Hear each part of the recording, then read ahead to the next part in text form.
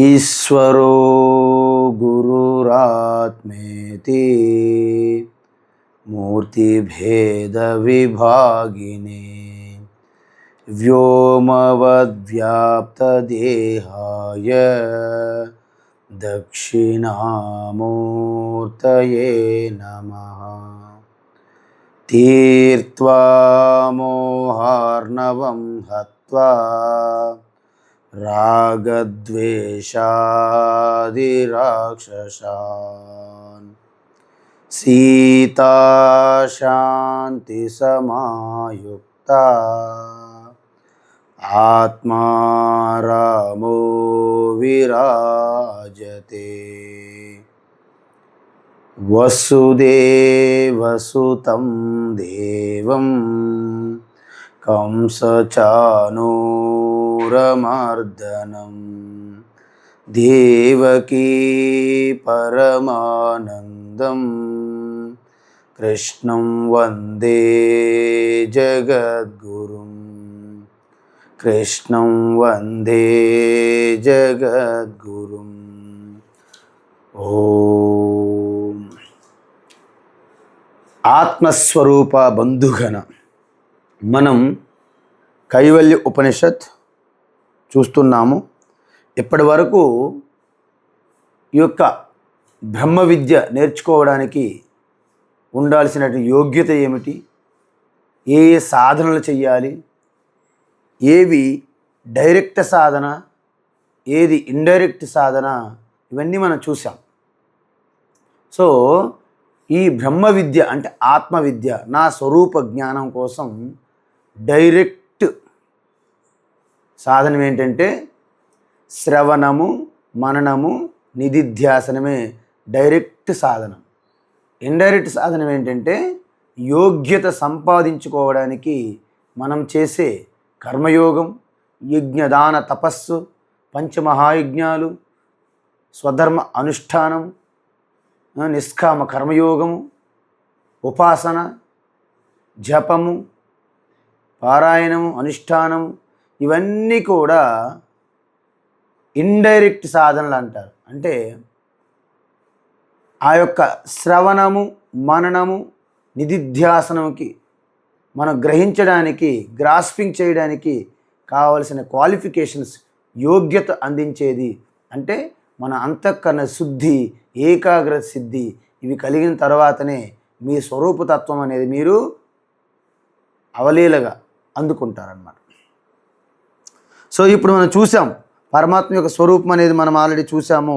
అచింత్యము, అవ్యక్తము, అనంత రూపము, శివం, ప్రశాంతం, అమృతం, బ్రహ్మయోనిం, అదేవిధంగా ఆద్యాంతరహితం, ఏకం, విభుం, చిదానంద రూపం, అద్భుతం, పరమేశ్వరం, ప్రభుం, త్రిలోచనం, ఇవన్నీ పరమాత్మ యొక్క స్వరూపం చూసాం. చూస్తే ఇంతకీ ఆ పరమాత్మ ఎవరో కాదు, ఎవరైతే ఆ పరమాత్మని సకల సృష్టికి సాక్షిభూతంగా, తెలుసును తెలియదు ఈ రెండింటికి అతీతంగా ఉన్నటువంటి ఆ పరమాత్మయే బ్రహ్మగా ప్రకటమయ్యారు, శివగా, విష్ణుగా, ఇంద్రగా ప్రకటమయ్యారు. కాబట్టి ఆ పరమాత్మ స్వరూపాన్ని నా స్వరూపంగా తెలుసుకుంటే అనుభూతి చెందితేనే అతిమృత్యుమేతి, మృత్యుమును మనము జయిస్తాము. అంటే మృత్యుంజయులు అవుతారన్నమాట. మీరు ఏ విధంగా తెలుసుకోవాలి? సర్వభూతస్థం ఆత్మానం, సకల ప్రాణుల యందు కూడా నేనే ఆత్మస్వరూపంగా ఉన్నాను. అదేవిధంగా సకల ప్రాణులు సర్వభూతానిచ ఆత్మని నాలోనే నిక్షిప్తమై ఉన్నాయి. సంపశ్యన్, ఎటువంటి సంశయము, ఎటువంటి డౌట్, సందేహం లేకుండా పూర్తి నిశ్చయాత్మకమైనటువంటి ఈ జ్ఞానం అనేది పరం హ్యాతి, అంటే ఆ పరమ స్వరూపాన్ని మిమ్మల్ని చేరుస్తుంది. నా అన్యేన హేతున, వేరే మార్గము, వేరే సాధనమేమీ లేదు. దీనికి మళ్ళీ సాధనం చెప్పారేంటి? ఆత్మానం అరణి, అంటే కింద ఒక చెక్క అరణి, పైన ఒక చెక్క అరణి కవ్వములాగా, అలాగ మంత్రం చేస్తే అగ్ని ఎలా వస్తుందో ఆ ఉదాహరణ మన యొక్క మనస్సు అంటే అంతఃకరణ శుద్ధి జరిగినటువంటి మనస్సు సిద్ధంగా ఉన్నటువంటి మనస్సు, ఏకాగ్రత పొందిన మనస్సు, ఇది కింద అరణిగా ఒక చెక్కగా, అంటే ఒక అశ్వత్థ ఆ యొక్క చెక్కగా తీసుకుంటే, సమీ వృక్షమును తీసుకున్నటువంటి ఆ చెక్క అనేది ప్రణవము, అంటే బ్రహ్మ విద్య, మహావాక్యము. అలా చేస్తే ఏమవుతుంది? పాశం దహతి పండిత. మీ హృదయ గ్రంథి అంటారు శంకరాచార్య. ఏంటి హృదయ గ్రంథి? అనాది కాలంగా పరమాత్మ నుండి నేను వేరుపడి ఉన్నాను అనే అజ్ఞానమే, దాని కారణంగా నేను గొప్పవాడిని అవ్వాలి, పెద్దవాడిని అవ్వాలి అనే భ్రమతో మనకు కలిగే కోరికల వలన, మనం చేసే కార్యములు కర్మల వలన అవిద్య, కామ, కర్మ ఈ మూడు కలిసే ఉంటాయి. వీటికి హృదయ గ్రంథి అంటారు. ఆ హృదయ గ్రంథి పాశం అనేది దహతి పండిత, దగ్ధమైపోతుంది. జ్ఞానాగ్ని దగ్ధ కర్మాణం తమాహం పండితం బుధా. జ్ఞానాగ్ని సర్వకర్మాణి భస్మసాత్ కురుతే తథా. భిద్యతే హృదయ గ్రంథి సిద్ధ్యంతే సర్వ సంశయా క్షీయంతే చాస్య కర్మాణి తస్మిన్ దృష్టే పరావరే. ముండకోపనిషత్. భిద్యతే హృదయ గ్రంథి అంటే ఎప్పుడైతే మనం ఒక మట్టి బాల్లా, ఒక మట్టి బంతిలాగా ఇలా చేసి, ఆ మట్టి బంతి, ఆ మట్టితో చేసిన బాలు ఏదైతే ఉందో బలంగా ఒక రాతి గోడకు కానీ ఒక కొండకు కానీ కొడితే ఎలాగైతే చూర్ణం పిండి అయిపోతుందో, ఆ విధంగా మీ స్వరూప జ్ఞానములో మీలో ఉన్నటువంటి అజ్ఞానము, ఆ కోరికలు, ఆ వాసనలు అవన్నీ కూడా దగ్ధమైపోతాయని చెప్పారు. అయితే ఇంతకీ అదే పరమాత్మ ఆత్మస్వరూపమే ఎక్కడెక్కడ ఉంటుంది అంటే జాగ్రత్త అవస్థలో. అంటే ఎలాగా అంటే ఫస్టు తన మాయాశక్తికి ఉన్నటువంటి విక్షేప శక్తి ద్వారా ఈ ప్రపంచమును ఇలా సృష్టి చేసి ప్రపంచంలో ప్రవేశించి నేనే ప్రపంచమును నిర్మించాను అనేది మర్చిపోతుంది. ఆ మర్చిపోవడం వలన ఈ సృష్టిలో కూడా నేను ఒక వ్యక్తిగా భావన చేస్తూ ఆ సృష్టిలో జరిగిన సుఖదుఖాలని తన ఆపాదించుకుంటూ దిగులుగా దుఃఖంతో కుమిలిపోతున్నది. అదేవిధంగా ఈ జాగ్రత్త అవస్థలో అనేక భోగములు కూడా అనుభవిస్తూ స్త్రీయన్నపానాది విచిత్ర భోగై, ఆ భోగములు అనుభవిస్తూ జాగ్రత్త పరితృప్తిమేతి. జాగ్రత్త అవస్థలో ఒక్కోసారి సుఖం అంటారు, ఒక్కోసారి దుఃఖం అంటారు, పొంగిపోవడం ఇవన్నీ జరుగుతూ ఉన్నాయి. అదేవిధంగా స్వప్నే సజీవ, అదే వ్యక్తి తన మనస్సు ద్వారా, అంటే జాగ్రత్తలు కలిగినటువంటి ఈ దృశ్యాలు శబ్దాలు అన్నీ రికార్డింగ్ చేసి మన యొక్క వీసీపీ లాగా మళ్ళీ ఆ యొక్క స్వప్నంలో మనసు నిర్మిస్తుంది. ఎవ్వరికీ తెలియకుండా వ్యక్తిగతంగా నిర్మిస్తుంది ఒక ప్రపంచం. దాన్నే స్వప్న ప్రపంచం అంటారు. ఈ స్వప్న ప్రపంచము దాంట్లో కూడా నేనే నిర్మించాను అనేది మర్చిపోవడం వలన స్వప్నంలో ఒక వ్యక్తిగా అభిమానం చెంది, తాదాత్మ్యం చెంది, అటాచ్మెంట్ అయ్యి మళ్ళీ స్వప్నంలో కలిగిన సుఖదుఖాలు విచిత్ర భోగాలు అనుభవిస్తున్నారు. అయితే ఎలా వస్తుంది అంటే సుఖదుఖ భోక్త స్వమాయయ కల్పిత జీవలోకే. అంటే మొత్తం పరమాత్మ ఆత్మ పైన మాయాశక్తి ద్వారా జగత్తు క్రియేట్ అయితే ఇక్కడేమవుతుంది, ఈ భ్రమించని జీవుడి యొక్క మనస్సు ద్వారా, నిద్రాశక్తి ద్వారా స్వప్న ప్రపంచము నిర్మించబడుతుంది. అందువలన ఈ ఆత్మ ద్వారా జగత్తు సృష్టికి ఈశ్వర సృష్టి అంటారు. ఈ భ్రమ చెందినటువంటి జీవుడి యొక్క మనస్సు ద్వారా స్వప్న ప్రపంచం నిర్మిస్తే దాన్ని జీవలోకే లేదా జీవ సృష్టి అంటారు. సో సుషుప్తి కాలే, ఇక స్వప్నం తర్వాత గాఢ నిద్ర. ఆ గాఢ నిద్రలో ఏమవుతుంది, సకలే విలీనే, అంటే జాగ్రత్త అవస్థలో పూర్తిగా మనస్సు ఉంటుంది, ఇంద్రియములు ఉంటాయి. సో ఈ రెండింటి ద్వారా ఈ జాగ్రత్త పగలు మనం అన్నీ అనుభవిస్తుంటాం. స్వప్నంలో ఏమవుతుంది, ఇంద్రియములన్నీ రెస్ట్లో ఉంటాయి. ఆ మనస్సు అనేది 50%, అంటే అర్ధభాగంగా ఉన్న మనస్సు స్వప్నాన్ని క్రియేట్ చేస్తుంది. మరి గాఢ నిద్రలో ఏమవుతుంది, ఆ అర్ధభాగం మనస్సు కూడా లయమైపోతుంది. అందువలన సుషుప్తి కాలే సకలే విలీనే తమస్సు, అంటే అజ్ఞాన అంధకార తమస్సు అభిభూత కప్పి ఉంచుతుంది. సుఖరూపమేతి, కప్పి ఉంచినప్పటికీ అజ్ఞానంలో కూడా సుఖం అనేది కలుగుతుంది. దురదృష్టవశాత్తు ఏంటంటే ఆ గాఢ నిద్రలో ఉన్నప్పుడు నేను సుఖం అనుభవిస్తున్నాను అనేది తెలియదు. గాఢ నిద్ర నుంచి మేల్కొన్న తర్వాత నేను గాఢ నిద్రలో సుఖం అనుభవించాను అనే ఒక అనుభవం స్మరణకు వస్తుంది. సో ఈ విధంగా పునశ్చ జన్మాంతర కర్మయోగాత్ సయేవ జీవ స్వపతి ప్రబుద్ధ. స్వపతి స్వప్నము, జాగ్రత్త, ఈ రెండు కూడా జన్మాంతర అంటే ప్రారబ్ధ కర్మ వలన. సో ప్రారబ్ధ కర్మ వలన జాగ్రత్త అవస్థ, స్వప్నావస్థ, సుషుప్తి, ఈ మూడు కూడా ప్రారబ్ధ పుణ్యపాపాల వలన ఖర్చు అవుతుంటాయి. కాబట్టి అందుకే మనం మేల్కొంటాము. ఓకేనా? అదేవిధంగా పురత్రయే క్రీడతి యష్ట జీవ తతస్థు జాతం సకలం విచిత్రం. సో మళ్ళీ ఈ పురత్రయే అంటే మూడు ఏంటివి? జాగ్రత్త, స్వప్న, సుషుప్తి, ఈ మూడింట్లో కూడా తిరుగుతూ ఆడుతూ పాడుతూ అనుభవాలు అంటే సుఖము దుఃఖము అనుభవాలు గ్రహిస్తున్నది. ఇంతకీ ఏంటది అంటే ఆధారమానందం అఖండ బోధం.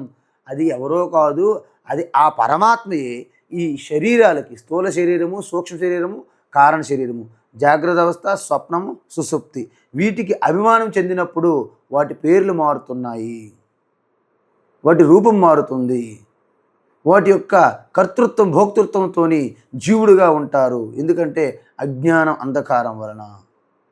ఇక్కడ వరకు మనము చూసాం.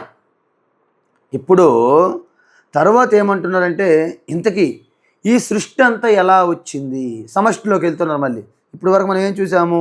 ఒక జీవాత్మ గురించి మనం చూసాం, 3 అవస్థలు. ఇప్పుడు ఏం చూడబోతున్నాము అంటే మనం ముందే చెప్పాను ఏంటి, నేను స్వప్నంలో ఉండగా స్వప్న ప్రపంచాన్ని అనుభవిస్తున్న ఒక జీవిని. నేను స్వప్నం నుంచి లేచాక మొత్తం పరిస్థితి తారుమారు అవుతుంది. ఎందుకు? ఏంటి తారుమారు? నేను స్వప్న ప్రపంచంలో ఉన్నాను అనే బదులుగా స్వప్న ప్రపంచమే నాలో ఉందని తెలుస్తుందా లేదా? చూడండి, నేను స్వప్నంలో ఉన్నంత వరకు నేను స్వప్నంలో ఉన్నానని అనుకుంటాం. కానీ లేచిన తర్వాత ఏమైంది? స్వప్న ప్రపంచంలో నేను లేను, నా మనస్సులోనే, నాలోనే స్వప్నం ఉంది. ఇప్పుడు ఈ జాగ్రత్త అవస్థలో మనం ఉన్నామని అనుకుంటున్నాం. మనం ఎప్పుడైతే మీకు జ్ఞాననేత్రం, త్రినేత్రం, ముక్కంటే ఎప్పుడైతే మీకు తెరిచిందో, ఆ జ్ఞాననేత్రం వివేకంతో ఎప్పుడైతే అనుభవం కలిగిందో అప్పుడేమవుతుంది? అబ్బే, ఈ జగత్తంతా నాలో ఉంది. చూసారా? నాలో ఉంది. మనం ఏమనుకుంటాము? సినిమా చూస్తున్నంత వరకు ఆ సినిమాలో జరుగుతున్న విచిత్రమైనటువంటి క్యారెక్టర్స్, సీనరీస్ అవన్నీ చూస్తున్నప్పుడు మనకు తెర అనేది కనిపించదు. ఓహో, తెర సినిమాలో ఉన్నది, సినిమాలో తెర ఉన్నది అనుకోవచ్చు. కానీ తర్వాత సినిమా అయిపోతుంది ఏమనుకుంటాము? అబ్బే, ఆ సినిమా అంతా కూడా, ఆ సీన్లన్నీ కూడా తెరలోనే ఉన్నాయి, తెర మీదే ఉన్నాయి. సో ఈ విధంగా మనకు అనుభవం వస్తుంది. అదేవిధంగా కుండ తీసుకోండి, మట్టి. ఓహో, మట్టి కుండలో ఉంది అనుకుంటాం ఫస్ట్. కానీ ఎప్పుడైతే పగిలిపోయిందో మట్టి కుండలో లేదు, కుండే మట్టిలో ఉంది అని తెలుస్తుంది మనకి. సో ఇలా అదేవిధంగా ఇలాంటి ఎప్పుడైతే అనుభూతి వస్తుందో అప్పుడు ఏమవుతుంది? ఈ యొక్క జీవాత్మ అజ్ఞానంలో ఉంటే నేను 3 అవస్థల్లో తిరుగుతూ ఉంటాను. నేను పరమాత్మ అని తెలుసుకుంటే మీకేమవుతుంది? 3 అవస్థలు లయమైపోయి ఆ 3 కూడా ఎక్కడో లేవు, ఆ 3ంటి నేను సాక్షిగా ఉన్నాను. చూడండి, అందుకే మీకు ఏం చెప్పాను? ప్రాతకాలంలో మీరు ఒక చింతన చేయాలని చెప్పాను. ప్రాతస్మరామి హృది సంస్ఫురదాత్మతత్వం సచ్చిత్ సుఖం పరమహంస గతిం తురీయం యత్ స్వప్న జాగర సుసుప్తమవైతి నిత్యం తద్బ్రహ్మ నిష్కలమహం నచ భూత సంగః అని చెప్పాను. అంటే ఏంటి? ఆ ప్రాతకాలంలో మీ హృదయ స్పందనకి ఆధారభూతంగా ఉన్నటువంటి ఆ ఆత్మ అంటే ఆ స్ఫురణాన్ని మీరు చింతించాలి, ధ్యానించాలి. అదేమిటి? అదే సచ్చిత్ ఆనందం, సచ్చిదానందం, సచ్చిత్ పరమసుఖం. యోగులు, ఋషులు అందరూ కూడా తన హృదయస్థములో ఉన్నటువంటి ఆ స్ఫురణ, అది సకల సృష్టికి ఆధారము, అనంతానందము, అఖండానందము, జ్ఞానస్వరూపంగా అనుభూతి చెందుతున్నారు. అది ఎక్కడుంటుంది? అదే జాగ్రత్త, స్వప్నము, సుషుప్తి, ఈ 3 కూడా ఒకదాని తర్వాత ఒకటి దానిపైన వస్తున్నాయి, స్క్రీన్ లాగా, సినిమాల్లాగా ఒక్కొక్కటి వెళ్తున్నాయి, కానీ అది అలాగే నిలిచి ఉంటుంది. ఆ మూడు ఉన్నప్పుడు ఉన్నాను, ఆ మూడు లేనప్పుడు కూడా ఉంటాను. మూడు లేనప్పుడు కూడా ఏకమేవ అద్వితీయం సాక్షిభూతంగా ఉంటే దానిని తురీయం అంటారు. మీకు చిన్న ఉదాహరణ చెప్తాను. ఏంటంటే, ఒక రైల్వే స్టేషన్ ఉంది వికారాబాదు. ఒక స్టేషన్ మాస్టర్ ఉన్నారు కృష్ణారావు. ముందు ఒక ట్రైన్ వచ్చింది. ఏంటి? పాసింజర్ ఎక్స్ప్రెస్ వచ్చింది, పాసింజర్ ట్రైన్. జనం దిగుతున్నారు, ఎక్కుతున్నారు, హడావుడిగా హజలు బజలు ఎక్కువగా ఉంది, శబ్దాలు, రోత, పెద్ద మూత. ఆ ట్రైన్ వెళ్ళింది. ఆ జెండాలు పట్టుకుని కృష్ణారావు ఆ స్టేషన్ దగ్గర అలా చూపెడుతున్నారు. అది అయిపోయిన తర్వాత మరికొంత సమయానికి గూడ్స్ ట్రైన్ వచ్చింది. సో ఫ్రంట్ ముందు డ్రైవర్ ఉంటాడు, అసిస్టెంట్ ఉంటాడు, వెనుక గార్డ్ ఉంటారు, అసిస్టెంట్ ఉంటారు, మధ్య అంత మెటీరియల్ ఉంటుంది, మధ్య ఏమీ ఎక్కడము దిగడము పాసింజర్స్ లేరు. చూడండి, ముందు దానికంటే ఇక్కడ జనం తగ్గింది. అంటే ముందు ట్రైను జాగ్రత్త అవస్థ అనుకుంటే, ఈ ప్రపంచం చూడండి హడావుడిగా ఎవరు బిజీలో వాళ్ళు ఉంటారు. వచ్చిన వాళ్ళు వస్తుంటారు, పోయిన వాళ్ళు పోతుంటారు, మిత్రులు శత్రులు అవుతారు, శత్రువులు మిత్రులు అవుతారు, కలుస్తుంటారు, విడిపోతుంటారు. ఇదంతా కూడా పాసింజర్ ట్రైన్ లాంటిది. స్వప్నంలో చూడండి, ఈ యొక్క పక్కింటి నీ పక్కన పడుకున్నవాడు కూడా మీకు తెలియదు, అంత నీలోపనే జరుగుతుంది. అంటే కేవలం గార్డు డ్రైవర్ ఉన్నట్టుగా గూడ్స్ ట్రైన్ కూడా వచ్చినప్పుడు కృష్ణారావు జెండాలు చూపెడుతున్నాడు సాక్షిగా. గూడ్స్ ట్రైన్ వెళ్ళిపోయింది. ఇప్పుడంతా రైల్వే స్టేషన్ అంతా ఖాళీగా ఉన్నది. అయినప్పటికీ కృష్ణారావు జెండాలు, 2 జెండాలు పట్టుకునే ఉన్నాడు. అంటే సుసుప్తి, గాఢ నిద్ర. ఆ తర్వాత కృష్ణారావు డ్యూటీ దిగాడు. అప్పుడు జెండాలు లేవు, స్టేషన్ మాస్టర్ కాదు, అప్పుడు జస్ట్ కేవలం కృష్ణ. ఆ విధంగా మనం ఇక్కడ అర్థం చేసుకోవాలి. అర్థమవుతుందా? కాబట్టి ఆ యొక్క స్టేషన్ డ్యూటీ గూడ్స్ ట్రైన్ వచ్చినప్పుడు, పాసింజర్ ట్రైన్ వచ్చినప్పుడు కాకుండా కృష్ణారావుగా ఎలాగైతే మిగిలిపోతారో, ఇంటికి వెళ్ళినప్పుడు కూడా అందరూ స్టేషన్ మాస్టర్ అనరు. ఆయన కృష్ణారావే. ఆ విధంగా తన ఒరిజినల్గా నిలిచిపోవడమే తురీయము. ఈ విధంగా చెప్పిన తర్వాత ఇక్కడ భగవాన్ బ్రహ్మదేవుడు ఏమంటున్నాడంటే, నేను సాక్షి చైతన్యాన్ని, జీవాత్మలో జీవ ఉపాధి, పరమాత్మలో పరమ ఉపాధి. అంటే పరమాత్మ అనుకుంటే ఆ గొప్పదనే ఉపాధి తీసేయండి, జీవాత్మ అనేది ఈ చిన్న ఉపాధి తీసేయండి. ఏమవుతుంది తీసిస్తే? 2 ఆత్మయే, శుద్ధ చైతన్యాన్ని తెలియజేస్తాయి. ఈ విధంగా జీవాత్మ అయిన నేను, పరమాత్మ కూడా ఒక్కటే. ఇదే మహావాక్యం యొక్క అర్థం చేసుకోవడము. తత్వమసి, తత్ అంటే పరమాత్మ, త్వం అంటే జీవాత్మ, అసి ఆ జీవ ఆ పరమ 2 తీసిస్తే ఆత్మగా 2 ఒక్కటే. ఒక కెరటంలో ఆ కెరటం యొక్క ఆకారం రూపం తీసేసి సముద్రం యొక్క ఆకారం రూపం తీసేస్తే రెండిట్లో ఉన్నది నీరే, నీరుగా 2 ఒకటే. పెద్ద కుండ, పెద్ద జారు కుండ, ఒక చిన్న కలశము, ఆ చిన్న కలశం యొక్క ఆకారం రూపము తీసేస్తే తర్వాత పెద్ద జారు కుండ, దాని యొక్క రూపము ఆకారము పేరు తీసేస్తే రెండిట్లో ఉన్నది మట్టే. సో ఈ విధంగా దీన్ని మహావాక్య విచారణ అంటారు. ఇప్పుడు మనము తర్వాత ఏమంటున్నారంటే బ్రహ్మదేవుడు ఈ సృష్టి ఎలా వచ్చింది అని చెప్తున్నారు. ఏంటి? ఏతస్మాజ్జాయతే ప్రాణః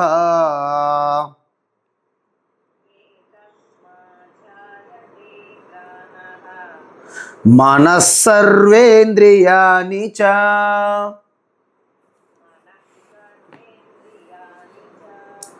ఖం వాయుర్జ్యోతిరాపః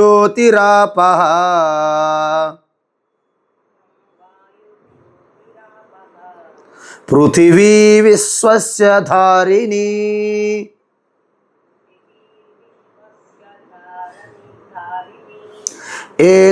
ఏతస్మాజ్జాయతే ప్రాణః మనస్సర్వేంద్రియాణి చ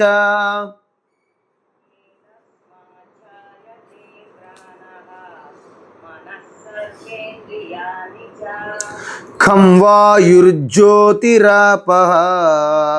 పృథివీ విశ్వస్య ధారిణీ.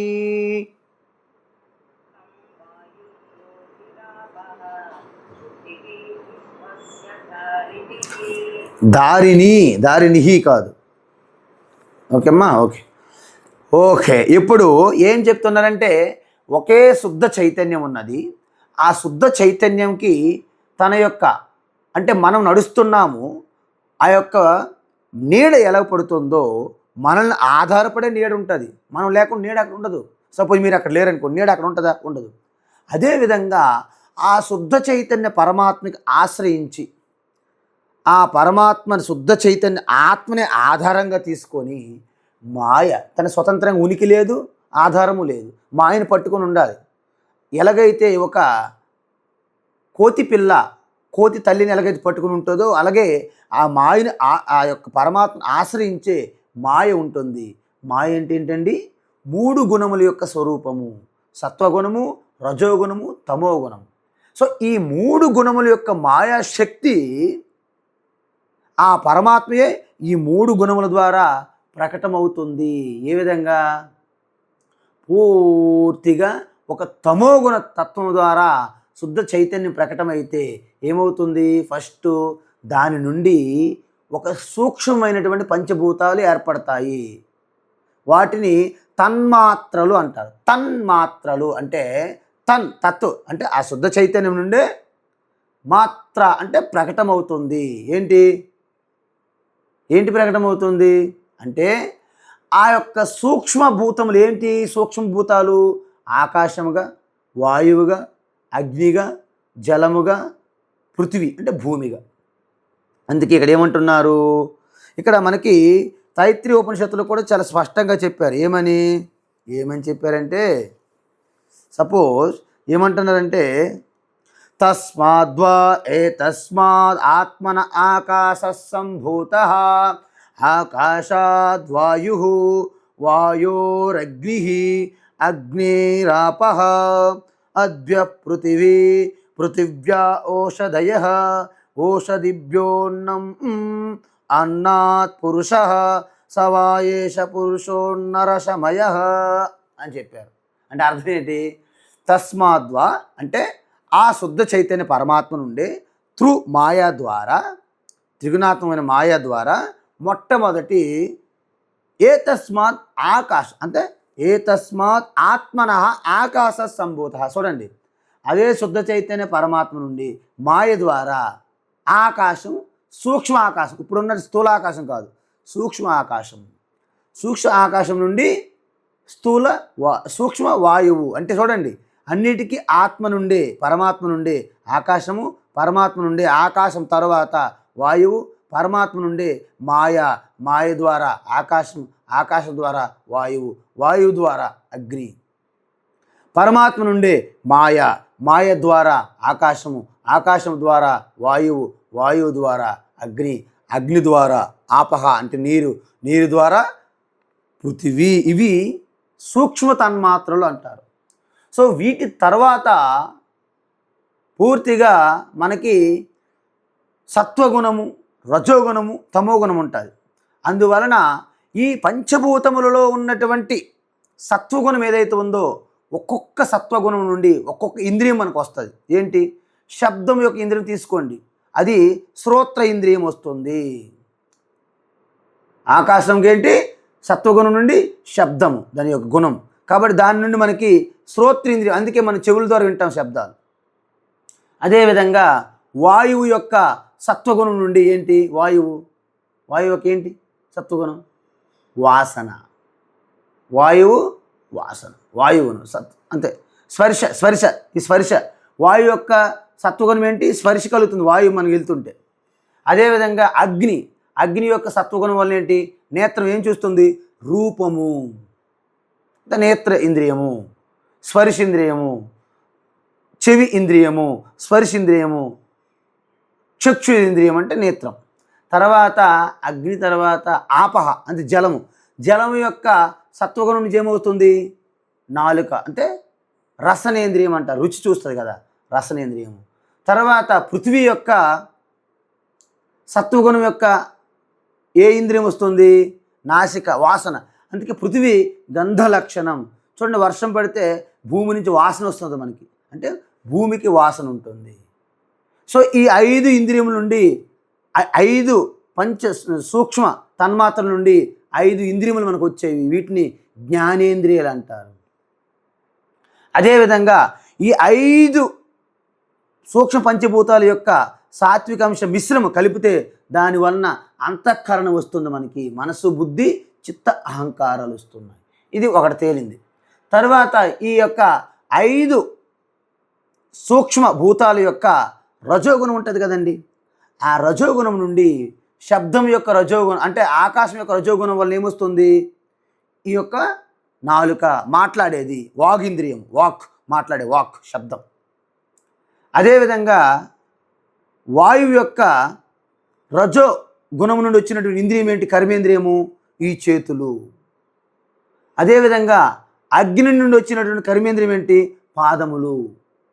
అదేవిధంగా జలం నుండి వచ్చినటువంటి రజోగుణం యొక్క ఇంద్రియం ఏంటి, కర్మేంద్రియము, మూత్ర విసర్జించేది. అదే భూమి నుండి వచ్చినటువంటి రజోగుణ కర్మేంద్రియం ఏంటి, మల విసర్జించేది. 5 కర్మేంద్రియాలు వచ్చాయి, 5 జ్ఞానేంద్రియాలు వచ్చాయి. ఈ 5 పంచభూతముల సూక్ష్మ యొక్క రజోగుణ అంశం మొత్తం కలిపితే అవేమొస్తుంది, పంచప్రాణాలు వస్తాయి. చూసారా, ఇప్పుడేం మిగిలింది మనకి, 5 పంచ సూక్ష్మభూతాల యొక్క తమో గుణ అంశం మిగిలింది. అది సమష్టి తమోగుణ అంశే ఈ యొక్క స్థూలంగా ఉన్నటువంటి ఈ జగత్తు అన్నమాట. ఇప్పుడు చూడండి, ఇప్పుడు మనము ఉపనిషత్ మంత్రం వెళ్తే మనకేమర్థమవుతుందంటే స్పష్టత వస్తుంది. అందువలన ముండకోపనిషత్తులో కూడా చెప్పారు, ప్రతి ఉపనిషత్తులో కూడా ఇది చెప్తారు. ఈ మంత్రము యాజ్ ఇట్ ఈజ్గా ముండకోపనిషత్తులో కూడా వచ్చింది. ఏంటి అంటే మొత్తం మన స్వప్నం మన కర్మల మీద ఎలాగైతే ఆధారపడి ఉంటాయో జాగ్రత్త ప్రపంచం అనేది సమష్టి కర్మల మీద ఆధారపడి ఉంది. అందువలన ఖం వాయుర్జ్యోతి ఆపశ్చ పృథివీ, వర్షక్రమంలో చూడండి, ఆకాశము, వాయువు, అగ్ని, నీరు, భూమి అన్నీ ఆ యొక్క పరమాత్మ చైతన్యం నుండి మాయాశక్తి ద్వారా సమష్టి ఆ తమోగుణాంశ ద్వారా వచ్చిందని చెప్పాను కదా ఇప్పుడేని. ఓకే, తరువాత ఏంటి, 2 దశల్లో వస్తాయి. ఎలాగా, సూక్ష్మ పంచభూతాలు అని చెప్పాను నేను, తన్మాత్రలు. తర్వాత స్థూల పంచభూతములు అంటే ఇప్పుడు భూమి, నీరు, అగ్ని, వాయు, ఆకాశము. తర్వాత స్థూల పంచభూతాలు ఎలా వస్తాయి మనం చూసుకుని చెప్పాను. పంచభూతాలు పంచేంద్రియాలు అంటే ఏంటి, ఆకాశము, శ్రోత్రేంద్రియం, శబ్దము. అదేవిధంగా వాయువు, శబ్దము, స్పర్శ 2 ఉంటాయి వాయువుకి. ఎందుకు, ఆకాశం గుణం ఉంటుంది, వాయువు గుణం కూడా ఉంటుంది. సరే, అగ్ని తీసుకుందాం. అగ్నిలో ఏముంటుంది, బుడబుడు బుడబుడు శబ్దం ఉంటుంది, స్పర్శ దాన్ని పట్టుకుంటే కాలుతుంది, స్పర్శ ఉన్నది, మనకి ప్రకాశిస్తూ రూపం కూడా ఉంటుంది. అంటే అగ్నికి 3 ఉంటాయి, శబ్ద, స్పర్శ, రూపం. నీరు తీసుకోండి, శబ్ద, స్పర్శ, రూప, రస 4 ఉంటాయి. అదే భూమి తీసుకోండి, భూమిలో 5 ఉంటాయి. ఏంటికి, దేనికి ఉంటాయి, భూమికి శబ్దం ఉంటుంది, మనం గోతి తీసామని గొయ్య శబ్దం ఉంటుంది, స్పర్శ ఉంటుంది, భూమి తగులుతుంది, రూపం ఉంటుంది, భూమికి ఆకారం ఉంది, భూమికి రసం ఉంటుంది, భూమికి మీరు నోట్లో పెట్టారనుకోండి అది ఒక రుచి వస్తుంది, గంధం వాసన వస్తుంది. అంటే ఈ పంచభూతాల యొక్క 5 అంశములు భూమిలో ఉంటాయన్నమాట, స్థూలం పెరుగుతున్న కొద్ది. సో అన్నింట్లోకి ఆకాశం అనేది సూక్ష్మమైనది, అన్నిటికంటే భూమి స్థూలమైనది, గ్రాస్. సో భూమి పూర్తి స్థాయి వ్యక్త రూపంలో ఉంది, పంచేంద్రియాల ద్వారా భూమిని గ్రహించవచ్చు. అంటే విశ్వస్య ధారిణి అన్నారు. అందుకే దీనికి ఏమన్నారు, భూమికి ఈ విశేషం ఉంది. ఏంటి, విశ్వస్య ధారిణి. ఈ పృథ్వీ అంతా, యావత్ బ్రహ్మాండం అంతా ఆధారంగా ఉన్నది. అంటే జీవరాశులన్నింటినీ ధరిస్తుంది కాబట్టి భూమి ఎంతో అద్భుతమైనది. అందుకే మనం పురాణాలలో ఈ ధర్మాన్ని అంతా మోస్తుంది. అందుకే భూమి ధర్మాత్ముల వలన జనాభా పెరగడం వలన భూమికి ఇబ్బంది లేదు, అధర్మ పరుల వలన భూమికి భారం అంటారు. ధర్మదేవతకి ఇబ్బంది కలుగుతుంది, హాని కలుగుతుంది. సో ఈ విధంగా చెప్తారనమాట. అందువలన మిగతా తక్కిన 4 భూతాల నుంచి 8వ వంతు కలిసి దీన్ని పంచీకరణం అంటారు. నేను మీకు తత్వబోధ, భగవద్గీత చెప్పేటప్పుడు చెప్పాను. మళ్ళీ తత్వబోధ ఎలాగో చెప్తాం కాబట్టి ఆత్మబోధ చెప్పేటప్పుడు కూడా ఇవి చెప్పాలి. నేను మీకు ఒక చార్ట్ లాంటి చేసి చూపెడితే తప్ప మీకు అర్థం కాదు. అందువలన సింపుల్గా అర్థం చేసుకోండి. ఏంటి, ఆ యొక్క సత్వగుణము, రజోగుణము, తమోగుణము, ఆ యొక్క సత్వగుణ అంశం నుండి మన జ్ఞానేంద్రియాలు, తర్వాత రజోగుణ అంశం నుండి కర్మేంద్రియాలు, సత్వగుణ అంశం మొత్తం కలిపి అంతఃకరణము, రజోగుణాంశం మొత్తం కలిపి పంచప్రాణాలు, తర్వాత 5 సూక్ష్మభూతాల యొక్క తమో గుణం కలిపితే అది స్థూల జగత్తు వచ్చింది. ఇంతవరకు మీకు తెలిస్తే చాలు. దీనివల్ల ఆకాశం కూడా ఒక కార్యం అని తెలుస్తుంది. ఆకాశం కూడా మన ఆత్మ నుండే త్రూ మాయ ద్వారా ప్రకటమైందని తెలుస్తుంది. ప్రళయంలో అది కూడా ఉండదు. ఎందుకు? కాలతత్వం కూడా ఈశ్వరు నుంచి వచ్చింది కాబట్టి. ఇప్పుడు మొదటి పాదంకి వెళ్దాం. ఏం చెప్పారు? ప్రాణ. ఏం చెప్పారండి? మొదటి ప్రాణం, మొదటిది అంటే ఇక్కడ మొదటి ఏం చెప్పారంటే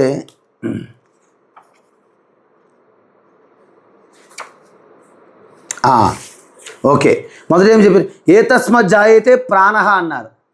ఇక్కడ ప్రాణ అంటే మన వ్యక్తి ప్రాణం కాదండి, సమష్టి ప్రాణ అంటే హిరణ్య గర్భ అని అర్థం. ఏమని తీసుకోవాలి? హిరణ్య గర్భం తీసుకోవాలి ఇక్కడ. ఎందుకంటే పంచప్రాణాలు అంటే వ్యక్తి, కానీ ప్రాణం అంటే పంచప్రాణాలు కదా. మనహ అంటే 4 అంతఃకరణాలు, సర్వేంద్రియాన్స్ అంటే పంచ జ్ఞానేంద్రియాలు, పంచ కర్మేంద్రియాలు, మొత్తము 10 ఇంద్రియాలు, పంచప్రాణాలు, అంతఃకరణం 4 ఉద్భవించాయి. అర్థమైందా? సో పంచభూతాలు మాయ నుంచి పుట్టాయి కాబట్టి మాయలో ఉన్న లక్షణాలన్నీ కూడా ఈ పంచభూతాల్లో ఉంటాయి. పంచభూతాల నుండి మనము ఈ యొక్క ఇంద్రియములు ఇవన్నీ వచ్చాయి కాబట్టి పంచభూతాల్లో ఉన్న లక్షణం అంతా మన ఇంద్రియాల్లో ఉంటాయి. అందుకే శబ్దం మనకి కనెక్ట్ అవుతుంది, స్పర్శ మనకి కనెక్ట్ అవుతుంది, రూపం మనకు కనెక్ట్ అవుతుంది, రసం మనకు కనెక్ట్ అవుతుంది, వాసన మనకి కనెక్ట్ అవుతుంది.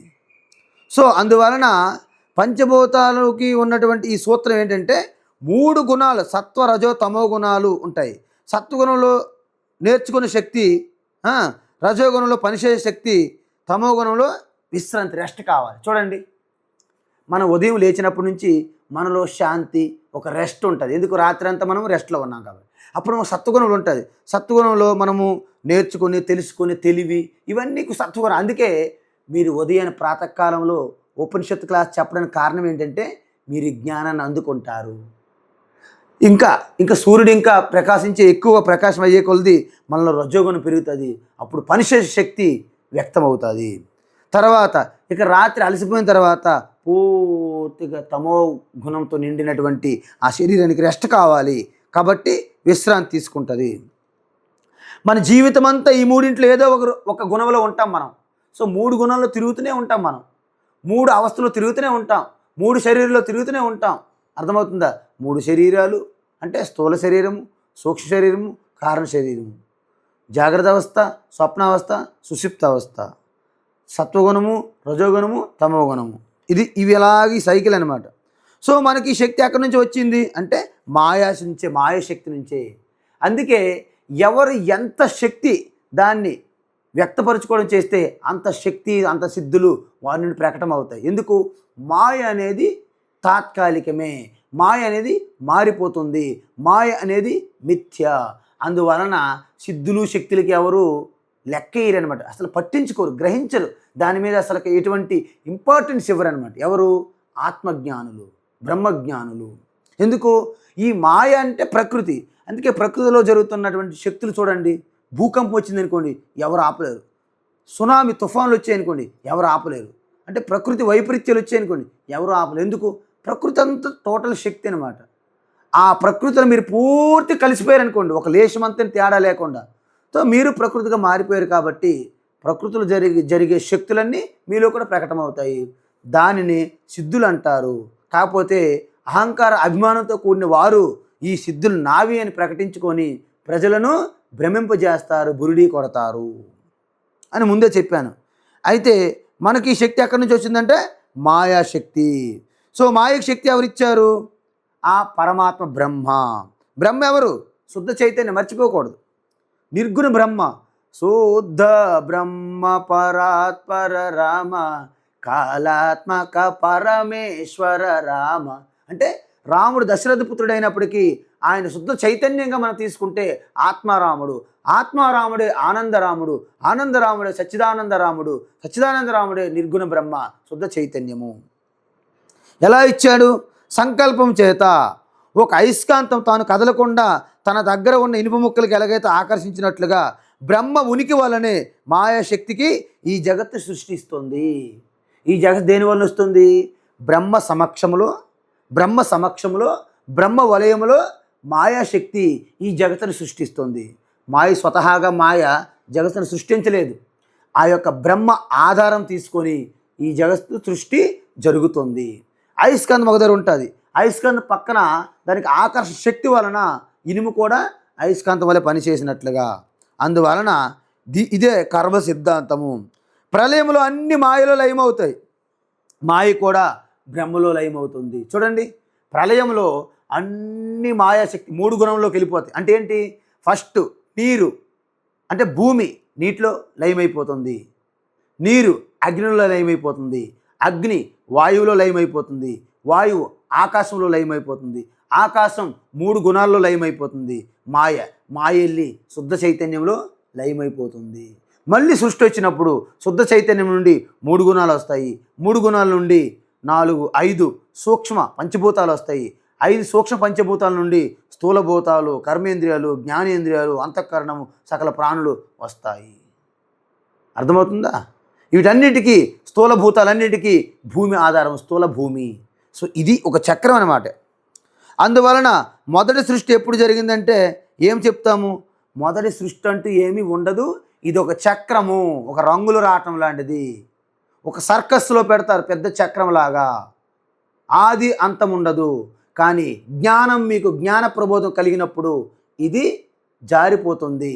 ఎవరైతే చిన్నపిల్లలు మన యొక్క నీడ చూసి భయపడతారు, అమ్మో దెయ్యం భూతము అంటారు. ఎందుకు? నీడ అనేది ఛాయ అనేది తెలియదు. మీకు చిన్న ఉదాహరణ చెప్తా. ఒక పెద్ద గ్లాస్ షాప్ ఉంది. షాపు అంటే పెద్ద పెద్ద వాల్ మిర్రర్స్ అనమాట, బిగ్ మిర్రర్స్ అనమాట మొత్తం పెట్టారు. ఒక్కొక్క ఎంటర్ అయిపోయింది. దాంట్లో ఒక అద్దంలో చూసింది. అద్దంలో చూస్తే ఇలాగా లోపల కూడా ఒక కుక్క కనిపించింది ఆ అద్దంలో. అరే కుక్క వెంటనే వస్తావా, ఇది నేను వచ్చిన ప్లేసు అని, నీకు రావడానికి వీల్లేదని ఒక్కసారి తన అరుపులతో అద్దం మీద పడింది. ఆ అద్దం విరిగింది, గ్లాసులు గుచ్చుకున్నాయి. ఇటువైపు చూసింది, ఇంకొక అద్దంలో ఇంకొక కుక్క కనిపించింది, తనే కనిపిస్తుంది. అన్ని అద్దములలో పడి కొడుతూ చివరికి ఆ గ్లాస్ అంతా గుచ్చుకొని రక్తసిక్తమయ్యి పడిపోయి చనిపోయింది. వాస్తవానికి తనే అద్దంలో కనిపిస్తున్న జ్ఞానం లేకపోవడం వలన, నిజానికి మనమే యావత్ సృష్టిలో అన్ని శరీరాల్లోనూ కూడా ఆ ప్రతిబింబం నా శుద్ధ చైతన్యమిదే అనే అవగాహన లేకపోవడం వల్లనే నేను సంసార జీవిగా జీవిస్తున్నాను, సుఖదుఖాలు అనుభవిస్తున్నాను. అందువలన విషయం ఏంటంటే ఈ సృష్టి అంతా కూడా ఏదో ఒక్కసారి రావడం పోవడం ఉండదు. అజ్ఞానం వలన సృష్టి ఉంటుంది, జ్ఞాన ప్రబోధం వలన సృష్టి అనేది సినిమాలాగా స్వప్నంలాగా దర్శిస్తాం మనము. అవ్యక్తం నుండి వ్యక్తంలోకి, వ్యక్తం నుంచి అవ్యక్తంలోకి మారుతూ ఉంటుంది. అందుకని సృష్టికి ఆది లేదు, అంతము లేదు. మనకి భగవద్గీతలో చెప్పారు, అవ్యక్తాదీని భూతాని వ్యక్తమధ్యాని భారత అవ్యక్త నిధనాన్యేవ తత్ర కా పరిదేవన అన్నారు 2వ అధ్యాయం. అంటే అర్థం ఏంటి అంటే, హే అర్జున, ఈ యొక్క చెట్టు కొమ్మలు ఫలాలు పత్రాలు పుష్పాలు ఫలాలు ఇవన్నీ కూడా చెట్టు రాకముందు ఎక్కడ ఉన్నాయి? హే కృష్ణ, ఎక్కడున్నాయి? లేకపోతే ఎలా వచ్చాయి? ఎక్కడి నుంచి వచ్చాయి చెప్పండి. అవన్నీ కూడా అవ్యక్త రూపంగా బీజములో ఉన్నాయి. మరి చెట్టు పెద్దదవుతుంటే అవి అలా ఒకదాని తర్వాత ఒకటి వ్యక్తమయ్యాయి. అదేవిధంగా సృష్టి ప్రళయములో ఆ బీజ రూపంగా ఉంటాయి. అజ్ఞాన జీవులు ఉన్నంత వరకు బీజ రూపంగా ఉంటుంది. మళ్ళీ సృష్టి ఆరంభమైనప్పుడు అక్కడ నుండి మొలకెత్తినట్టు, ఆ బీజం నుండి వృక్షం వచ్చినట్టు అన్నీ వస్తాయి. అందుకే ఈ సృష్టి అంతా కూడా ఒక వటవృక్షంతో పోల్చారు. దాంట్లో అనేక ప్రాణులు, పక్షులు గూడులు కట్టుకుంటాయి, ఆకులు కొమ్మలు అలాగా వికసిస్తుంటాయి. వసంతములో కొమ్మలు ఆకులు వికసిస్తాయి. ఆ తర్వాత వాయుదేవుడు గాలికి, తుఫాన్లకి అవి ఎంతో శబ్దాలు చెదిరిపోతున్నా ఆ యొక్క చెట్టు మీద నిలబడడానికి ఎంతో ప్రయత్నిస్తాయి. ఆకులు రాలకుండా, కొమ్మలు కదలకుండా చెట్టుని గట్టిగా పట్టుకొని అలా ప్రయత్నిస్తాయి. వాయుదేవుడు తాకిడికి కూడా పడిపోకుండా, కదలకుండా ప్రయత్నిస్తుంటాయి. కానీ శిశిరం వచ్చినప్పుడు వాటంతట అవే రాలిపోతాయి. ఈ సృష్టి అంతా కూడా అంతే. మనం కూడా అనేక ప్రమాదాలకి, అనేక రకాల ఇబ్బందులకి కష్టంతో నిలబడి ఉంటాము. కానీ ప్రారంధకరం అయిపోయినప్పుడు ఆటోమేటిక్గా రాలిపోతాము. ఎవరూ రక్షించలేదు. మీకున్న ధనం రక్షించలేదు, మీకున్న జనం రక్షించలేదు, మీకున్న హాస్పిటల్స్, ఇన్సూరెన్సులు, పాలసీస్ ఏవి కూడా రక్షించలేవు.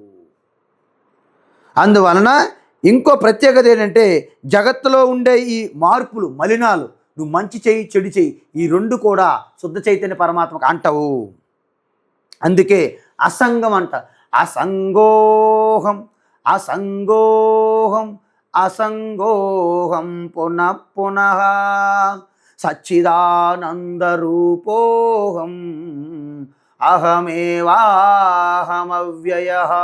అని అంటారు శంకరాచార్య. అంటే నేనెప్పుడు అసంగ స్వరూపాన్ని, నిత్యము శుద్ధ స్వరూపాన్ని. అందుకే ప్రతి ప్రాణిలో కూడా శుద్ధ చైతన్య ఆత్మ ఉన్నది. కాబట్టి నిన్న ఒక ప్రశ్న అడిగారు, వితంతువు శుభకార్యాల్లో పాల్గొని వచ్చా స్వామి అంటే, నిజానికి చెప్పాలంటే ఆ వితంతువులు అయిన వారికి నిజంగా భయం లేకుండా పరమాత్మను పట్టుకునే శ్రద్ధాభక్తి ఉంటే వారే అన్ని శుభకార్యాలకి ముఖ్యమైనటువంటి పవిత్రత కలిగిన వారు. అసలు ఆ నిజానికి శుభకార్యములన్నీ కూడా వారి ద్వారా ప్రారంభించాలి. కానీ యజ్ఞయాగాలు యజమానులుగా ఉంటూ చేయకూడదు. కానీ ప్రతి కార్యక్రమం కూడా వారి చేతి ద్వారా ప్రారంభించవచ్చు. ఎందుకంటే వారిలో ఎటువంటి బంధనాలు లేవు, పరమాత్మకి పూర్తిగా అర్పించారు కాబట్టి. వారిలో ఉన్నది శుద్ధ చైతన్య పరమాత్మే కాబట్టి దానికి ఎట్టి మాలిన్యము మరకలు అంటవు. కాబట్టి మీ పుణ్యపాపాలకు అతీతమైన పరమాత్మ కాబట్టి అసంగ స్వరూపంలో ఉన్నది. మనమేమో సంఘం పెట్టుకుంటున్నాము, వస్తువుల ద్వారా, వ్యక్తుల ద్వారా, అనేక పేరు ప్రఖ్యాతుల కోసము అన్నిటి ద్వారా మనం సంఘం పెట్టుకుంటున్నాము. మనలో స్వరూపం ఏంటంటే అసంగ స్వరూపము. అందుకే భగవద్గీతలో ఏం చెప్పారు? సమం సర్వేషు భూతేషు తిష్టంతం పరమేశ్వరం వినశ్యత్సు అవినశ్యంతం. అంటే వినశ్యత్సు అంటే నాశనమైపోయే శరీర లోపల, అవినశ్యంతం నాశనం కాని ఆత్మ ఉన్నది, సహవాసం చేస్తున్నది. ఈ సృష్టి అంతా మారిపోయే సృష్టి అందు మారనటువంటి ఆ ఆత్మ సహవాసం చేస్తున్నది. సకల ప్రాణులు యందు సమానంగా, సకల ప్రాణుల్లోనూ ఉన్నది, సమానంగా ఉన్నది, మారకుండా ఉన్నది, నిరంతరము అజ్ఞప్తిగా ఉన్నది, నేనుగా ఉనికిగా ఉన్నది. అయాం అహం నేను మైహు అని అదనమాట. అందువలన నువ్వే సకల సృష్టికి ఆధారము. సృష్టి నువ్వే సృష్టించి దాంట్లోకి వెళ్తున్నావు. వెళ్ళేమవుతుంది? నేనే సృష్టించాను అనేది మర్చిపోతున్నాను. కాబట్టి ఈ జాగ్రత్త అవస్థ, స్వప్నావస్థ, సుషుప్తి రోజు అనుభవిస్తున్నాను. మరి ఉపనిషత్తు ఏం చెప్తుంది? ఉత్తిష్టత, గెటప్ గెటప్. అర్జునుడు కూడా పడిపోతే కృష్ణ పరమాత్మ అదే చెప్పాడు. ఏంటి? క్షుద్రం హృదయ దౌర్బల్యం త్యక్తోత్తిష్ట పరంతప. అంటే త్యక్త్వ, నీ యొక్క క్లీబ అవస్థ, నీ నపుంసక అవస్థ, నీ పురుష పిరికితనము, నీ అజ్ఞానం, నీ మోహం విడిచిపెట్టు. త్యక్త్వ ఉత్తిష్ట గెటప్ అన్నారన్నమాట. అర్జునుడికి చెప్పారు కృష్ణ. సో ఈ విధంగా సృష్టి నిజంగా జరగలేదు. అయితే ఏంటి స్వామి అన్నీ ఉన్నాయి కదా? ఎస్, ఇది మన కళ కాదు, శుద్ధ చైతన్యం ఆత్మ యొక్క కళ. మన కళ రోజు స్వప్నం మనం చూస్తున్నాం అవి. అందువలన ఎప్పుడైతే నేను స్వప్నం నుంచి లేచిన తర్వాత కళగా ఎలాగైతే భావిస్తానో, ఈ జగత్ అంతని కూడా ఏ రోజు మీకు స్వప్నంగా అనుభవానికి వచ్చిందో ఆ రోజు మీరు ముక్తిని పొందారు, జీవన ముక్తులు అయ్యారు అని మీ అంతని మీకే తెలియాలి. ఎవ్వరు చెప్పరు ఇది. కానీ నేను దాన్ని కళగా తీసుకోలేను. ఎందుకు అంటే వేదాంతం ఏం చెప్తుందంటే, నీ స్వప్న ప్రపంచంలో నువ్వు ఉన్నంతసేపు నువ్వు అది నిజమే అనుకుంటావు. ఎందుకు? కళలో నీకు పులి ఎంటబెట్టింది అనుకోండి, ఎంటపడింది అనుకోండి, నువ్వెంత భయపడతావు. కానీ ఆ భయం ఎప్పుడు పోతుంది? కళలో నుంచి నువ్వు బయటకు వచ్చిన తర్వాత పోతుంది. కానీ నువ్వు కళలో ఉన్నప్పుడే ఆ పులి పోతుందా? పోదు. అదేవిధంగా ఈ యొక్క జాగ్రత్తలో నేను పుట్టాను, ఈ లోకం ఉన్నది, నా పిల్లలు వాళ్ళ పిల్లలు చేయాలి, వాళ్ళకి ఇల్లులు కట్టాలి, వాళ్ళు పెద్దవాళ్ళు చేయాలి, అమ్మ నాన్న అత్త మామ భార్య బిడ్డలు బంధువులు మిత్రులు శిష్యులు సేవకులు అధికారి నా బాస్ దేవుడు ఇవన్నీ ఉన్నాయి. ఇవన్నీ కూడా నిజమనే భ్రమలో మనం ఉంటాం. ఎప్పటి వరకు ఉంటాము? నా స్వరూప స్థితికి నేను పూర్తిగా కన్విన్స్ అయ్యి నిశ్చయాత్మకంగా గట్టిగా పట్టుకున్నంత వరకు ఇవి నిజమనే ఉంటాయి. అందువలన ఈ మహావాక్య విచారణ అనేది అద్భుతంగా చెయ్యాలి. ఓకేనా? కాబట్టి మీరు ఎప్పుడు కూడా ఒక విషయం చూసుకోండి. ఏంటి? ఈ యొక్క మహావాక్య విచారణ ఎలా చెయ్యాలి? జీవాత్మ పరమాత్మ ఐక్యబోధక వేదవాక్యము అంటారు. చూసారా? అందువలన ఏమంటారంటే మనము ఒక విషయం చూడండి, ఒక విషయం తీసుకోండి. ఏంటి? ఇప్పుడు 8+5+3 ఎంత? 5+3 వేసారనుకోండి, ఏమవుతుంది? అవి ఎంత అవుతాయండి? 8. అంతేనా? సో ఆ 8ని మనం ఎలా రాయొచ్చు? 9 - 1గా రాయొచ్చా? 8. అందువల్ల రెండింటి నుంచి వచ్చే అంకె ఒకటే. అది ఒక్కటే ఇవ్వకపోయినా అర్థం చేసుకుంటున్నాం, అవునా కాదా? అదేవిధంగా మనమేం చెయ్యాలి? ఈ జీవాత్మలో ఉన్నటువంటి అహంకారం, ఈ యొక్క వ్యక్తిత్వము, కర్తృత్వము, భోక్తృత్వము, ఆధార్ కార్డులో ఉన్న డీటెయిల్సు, పాస్పోర్ట్లో ఉన్న డీటెయిల్సు, రేషన్ కార్డులో ఉన్న డీటెయిల్సు, కిసాన్ కార్డు, ఏవైతే ఆరోగ్యశ్రీ కార్డు, ఏదో అంటే మీ యొక్క డీటెయిల్స్ ఏవైతే ఉన్నాయో మీకు సంబంధించినవి, ఇవన్నీ కూడా మీరు టెంపరీగా తీసేయాలి. అదేవిధంగా పరమాత్మ ఈశ్వరుడు సకల గుణాలు, ఐశ్వర్యవంతుడు, శక్తివంతుడు, గొప్పవాడు, ఏదైతే సర్వజ్ఞుడు, సర్వశక్తిశాలి అని మనం అనుకుంటున్నాం కదా ఈశ్వరుడికి, ఆ గుణాలు కూడా తీసేయాలి. అప్పుడేమవుతుంది? మీలో కేవలము శుద్ధ చైతన్యం మిగులుతుంది. ఈశ్వరుడిలో కూడా కేవలము శుద్ధ చైతన్యం మిగులుతుంది. ఇంతకుముందే చెప్పాను, కెరటంలో తన ఆకారము, తన రూపము, దాని పేరు తీసేయండి. సముద్రుడు ఈశ్వరుడు అనుకుంటే తన యొక్క రూపము, తన ఆకారము, ఆ పేరు తీసేయండి. రెండింటిలో కూడా H2O నీరే మిగులుతుంది. అందుకే ఉదాహరణ నేను ఏం చెప్పాను? శుద్ధ చైతన్యము H2O నీరు అనుకుంటే దానికి మాయాశక్తి అనే ఒక ఊహ ద్వారా ఒక సముద్రంగా ఏర్పడితే సముద్రం ఈశ్వరుడు అనుకుంటే, సముద్రంలోనే కెరటాలు, బుడగలు, అలలు, తరంగాలు ఎలాగైతే వస్తున్నాయో ఈ జగత్తులో సకల ప్రాణులు వచ్చినట్టు. కాబట్టి ఇప్పుడు మనకేమైంది? కెరటం అనేది ఒక జీవాత్మ అనుకుంటే, సముద్రం ఒక ఈశ్వరు అనుకుంటే, నీరుగా శుద్ధ చైతన్య పరమాత్మకు భావన చెయ్యాలి. అప్పుడేమవుతుంది? కెరటంకి సముద్రంకి మనము కంపేర్ చేసుకోవాలి. కెరటంలో కూడా ఈ కెరటం పేరు తీసేద్దాం, కెరటం యొక్క ఆకారం తీసేద్దాం, కెరటం యొక్క రంగు రుచులు అన్నీ తీసేద్దాం. అప్పుడు కెరటంలో ఏముంటుంది? కేవలం శుద్ధ నీరుగా మిగిలిపోద్ది, H2Oగా. ఆ యొక్క సముద్రంలో కూడా సముద్రం పేరు తీసేద్దాం, సముద్రం యొక్క ఆకారం తీసేద్దాం, సముద్రం యొక్క రూపం తీసేద్దాం, సముద్రం యొక్క విశాలత్వం తీసేద్దాం. ఏం మిగిలింది? కేవలం H2O నీరు. ఆ విధంగా కెరటం యొక్క సారం ఆత్మ, సముద్రం యొక్క సారం ఆత్మ ఒక్కటే. ఈ విధంగా మన యొక్క సారం ఆత్మ చైతన్యము, ఈశ్వరుడు యొక్క సారం ఆత్మ చైతన్యమే. ఇది మహావాక్య విచారణ. సో ఈ విధంగా మనము మన యొక్క స్వరూపం అనేది తెలుసుకుంటున్నాము. అందువలన ఉపనిషత్తులు కూడా మనకి 4 మహావాక్యాలు 4 వేదముల్లో మనకు చెప్పింది. మీరందరూ గుర్తుపెట్టుకోవాలి. ఏంటవి అంటే, ఫస్ట్ ఋగ్వేదము. ఏంటండి? ఋగ్వేదం. ఋగ్వేదంలో మీకు ఏ ఉపనిషత్తు? ఐతిరేయ ఉపనిషత్తు. ఐతిరేయ ఉపనిషత్తులో ప్రజ్ఞానం బ్రహ్మ, ప్రజ్ఞానం జ్ఞప్తి అంటే సకల జీవుల్లో, సకల ప్రాణుల్లో కూడా నేను ఉన్నాను అనే జ్ఞప్తి ఉంటుంది. అవి మాట్లాడినా మాట్లాడకపోయినా. సో ఈ ప్రజ్ఞ ఏదేదైతే ఉందో సకల ప్రాణులకు కూడా సమానంగా అంతర్యామి ఉన్నదో ఆ జ్ఞప్తినే ప్రజ్ఞానం అంటారు. ఆ ప్రజ్ఞానమే సర్వం వ్యాపించి ఉన్నది కాబట్టి అది ఎప్పుడు పోయేది కాదు, వచ్చేది కాదు కాబట్టి అది ఎప్పుడు నిత్యము శాశ్వతం కాబట్టి దానిని బ్రహ్మ అంటారు. ఏంటది? ప్రజ్ఞానం బ్రహ్మ. ఇది ఒక మహావాక్యం. అదేవిధంగా యజుర్వేదం. యజుర్వేదంలో ముఖ్యమైనటువంటి ఉపనిషత్తు ఏంటంటే బృహదారణ్యక ఉపనిషత్తు. బృహదారణ్యక ఉపనిషత్తులో మనకేమని వస్తుంది?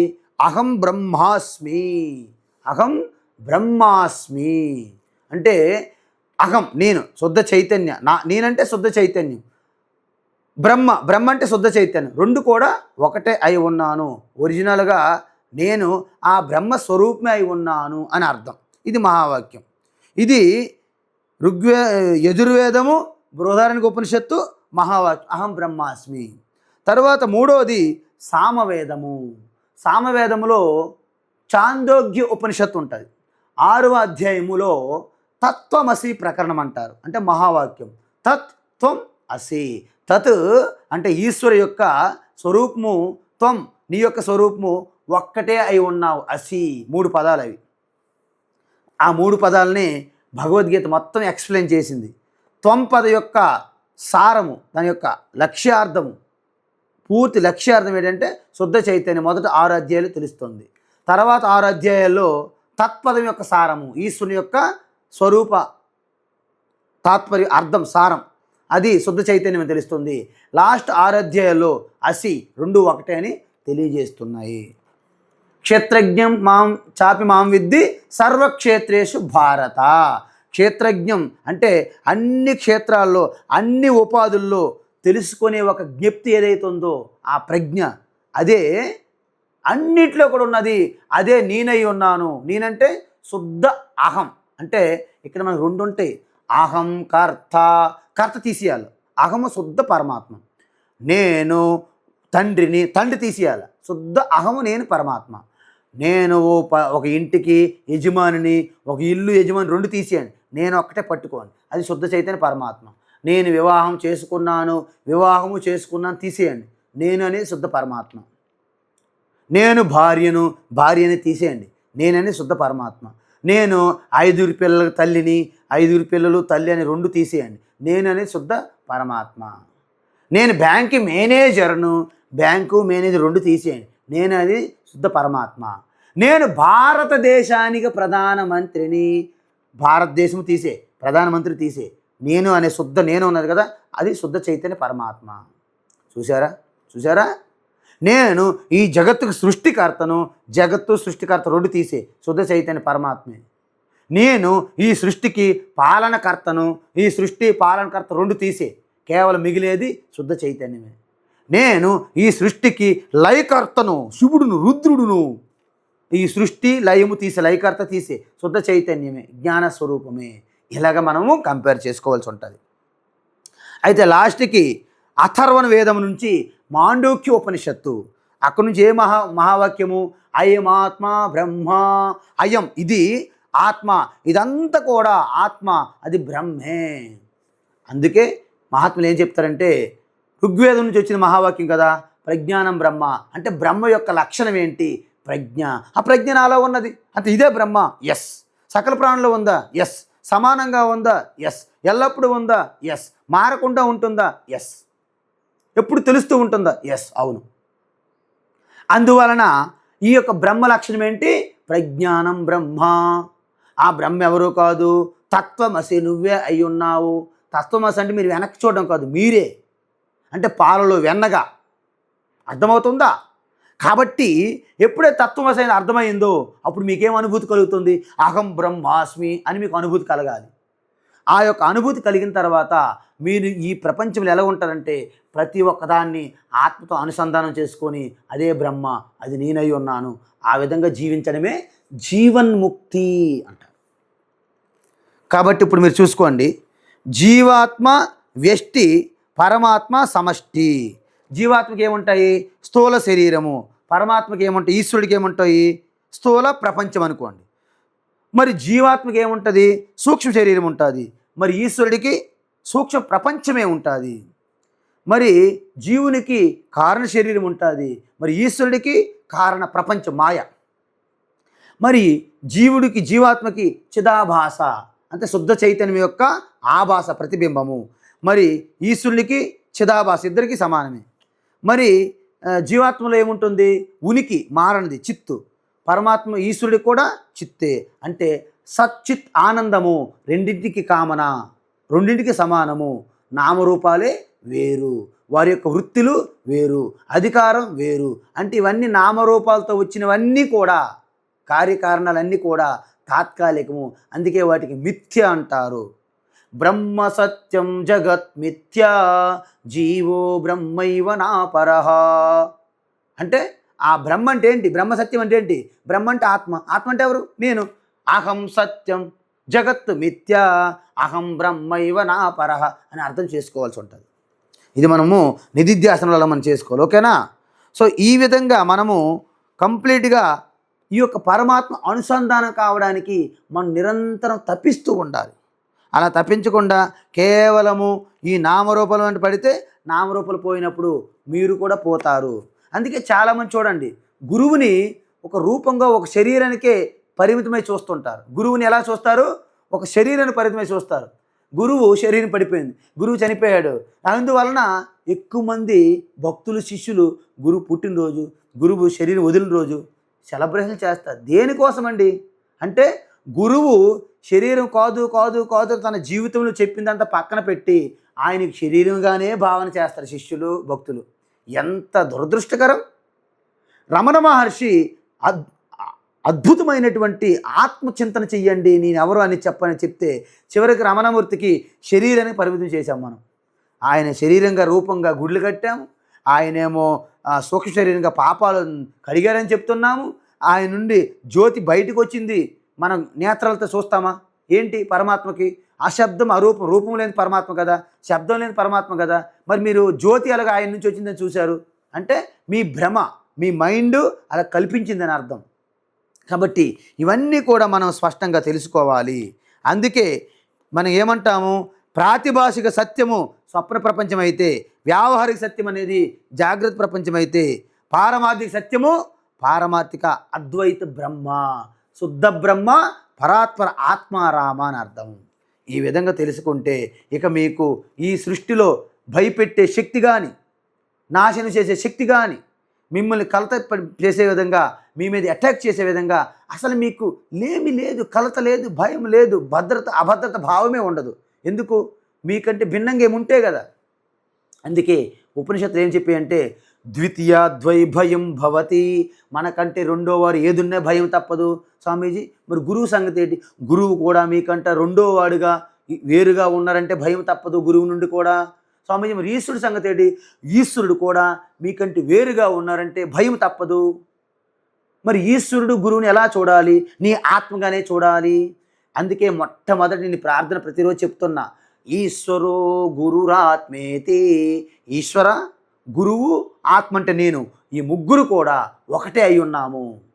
మూర్తి భేద విభాగిని అంటే వారి యొక్క ఉపాధులు వేరు తప్ప వారికి వెనక ఉన్నటువంటి తత్వము ఆధారము అంతా ఒక్కటే.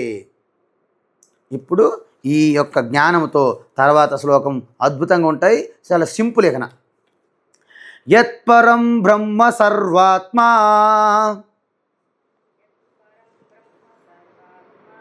గట్టిగా చెప్పమ్మా, యత్పరం బ్రహ్మ సర్వాత్మా విశ్వస్యాయతనం మహత్ సూక్ష్మాత్ సూక్ష్మతరం నిత్యం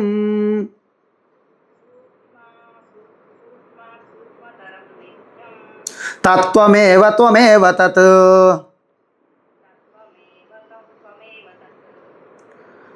యత్పరం బ్రహ్మ సర్వాత్మా విశ్వస్యాయతనం మహత్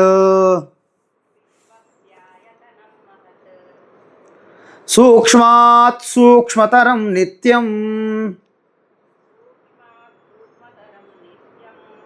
తత్వమేవ త్వమేవ తత్.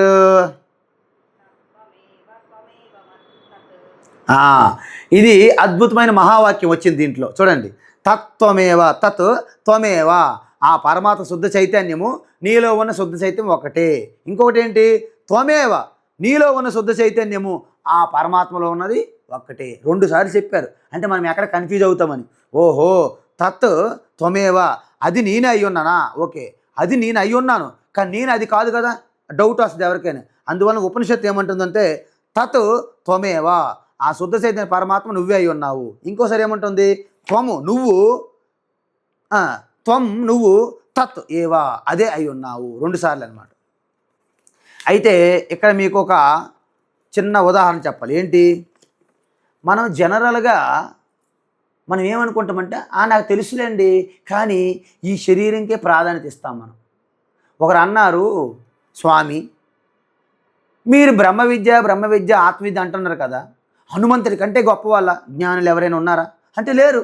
నేను ఒప్పుకోను, హనుమంతుడే గొప్ప జ్ఞాని. జ్ఞానినాం అగ్రగణ్యం, జ్ఞానుల్లో అగ్రగణ్యులు హనుమంతుడు, అందులో డౌట్ లేదు. బుద్ధిర్బలం యశో ధైర్యం నిర్భయత్వం అరోగత అజాడ్యం వాక్పటుత్వం చ హనుమాస్మరణాత్ భవేత్. హనుమంతుని స్మరిస్తేనే మీ భయం పోతుంది. అలాంటి గొప్ప హనుమంతుడికి కంటే గొప్ప జ్ఞాని ఎవరుంటారు? మరి ఆయన ఏంటండి ఎప్పుడు రామ రామని రాముడు కాళ్ళ దగ్గర ఉంటాడు, రామదాసుగా ఉంటాడు, రామదూతగా ఉంటాడు, మరి ఆయన ఆత్మజ్ఞాని కాదా అని కొంతమంది అడిగారు నాకు. నేను అన్నాను, అమ్మా ఆయన జ్ఞానం లేక కాదు, ఈ మహావాక్యం మీలాగా ఉపనిషత్తులు అహం బ్రహ్మాస్మి తెలియక కాదు, తెలిసే తన ఒక లీల చేస్తున్నాడు, లీల. అందుకే హనుమంతుడిని రుద్రాంశ అంటారు. రుద్రాంశ అంటే సాక్షాత్తు దక్షిణామూర్తి పరమశివ కదా. మరి శివుడి కంటే సత్యం ఏమైనా ఉందా? రెండోది లేదు కదా. సత్యమే సనాతనము, సనాతనమే ఈశ్వరే శివ. కాబట్టి రుద్రాంశ హనుమంతుడికి జ్ఞానం అహం బ్రహ్మాస్మి తెలుసు, నేనే శుద్ధ చైతన్యం, నాకంటే రామ వేరుగా లేడని కూడా తెలుసు. కానీ హనుమంతుడు ఏం చేస్తాడంటే, ఎప్పుడైతే ఈ యొక్క దేహం అభిమానం ఉంటుందో హనుమంతుడు ఆ రామునికి సేవకుడిగా, దూతగా, దాసుడిగా ఉంటానంటాడు.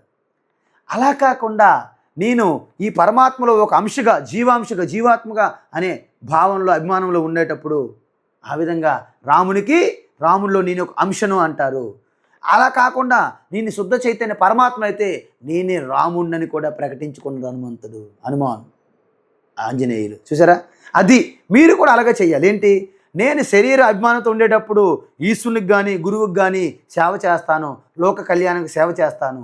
నేను ఈ యొక్క పరమాత్మలో జీవభావంతో ఉంటే నేను దాంట్లో ఒక అంశను. నేను ఆత్మతో అనుసంధానమైనప్పుడు ఈ సృష్టి, ఈశ్వరుడు, గురువు, శిష్యుడు ఎవరు లేరు.